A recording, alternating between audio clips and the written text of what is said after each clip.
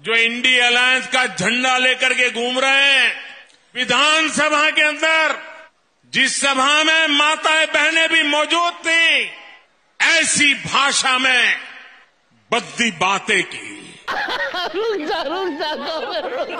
तो लल्लन भैया देखा, नीतीश कुमार की गंदी बात सुनकर विश्वगुरु भी शर्म से पानी पानी हो गए। ये उन लोगों के मुंह पर करारा तमाचा है जो कहते हैं डंका पति बेशरम है। और भैया मैं तो ये सोच रहा था कहीं थोड़ी देर बाद भावुक होकर रोने भी ना लगे। और भैया ये खबर आने के बाद केवल इन्हीं की भावना आहत नहीं हुई, बल्कि गोबर भक्त और हड्डीधारी एंकर भी स्टूडियो में रेल की पटरी की तरह लोटा लेकर बैठ चुके हैं। तब तो लल्लन भैया इन लोगों को खाना पीना छोड़कर दरभंगा एम्स के बाहर अनशन करना चाहिए और कहना चाहिए, हम तब तक नहीं खाएंगे गोबर जब तक नीतीश कुमार के घर पे नहीं चल जाता बुलडोजर। जब महिला पहलवानों को सड़कों पे घसीटा जाता है, मणिपुर में औरतों को निर्वस्त्र घुमाया जाता है, लोगों के ऊपर मूता जाता है, तब इन लोगों की लाज शर्म नाले में डुबकी लगा लेती है। भैया शास्त्रों में इसे ही तो एक्स्ट्रा टू एबी दोगलापन कहा गया है, क्योंकि तब नहीं होता इन लोगों का मुंह काला जब रेपिस्टों को पहनाया जाता है फूलों की माला। गजब बेइज्जती है।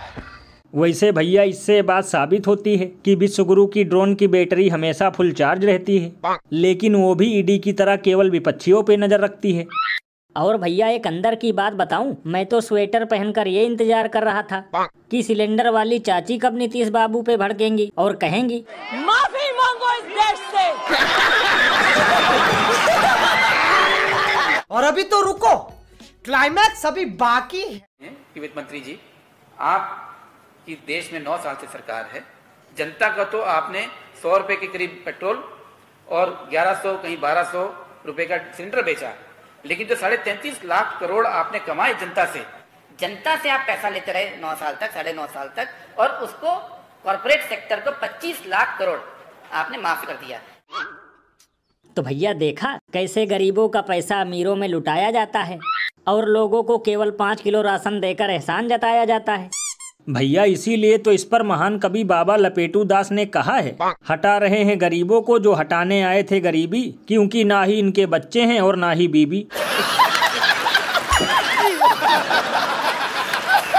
लल्लन भैया, यहाँ गरीबों का 50,000 का लोन माफ नहीं होता और अरबपतियों के करोड़ों माफ कर दिए जाते हैं, और उसका पैसा भी देश की जनता से महंगाई बढ़ाकर वसूला जाता है, और चुनाव आते ही फिर भी हाथ जोड़कर कहते हैं मैंने गरीबी देखी है।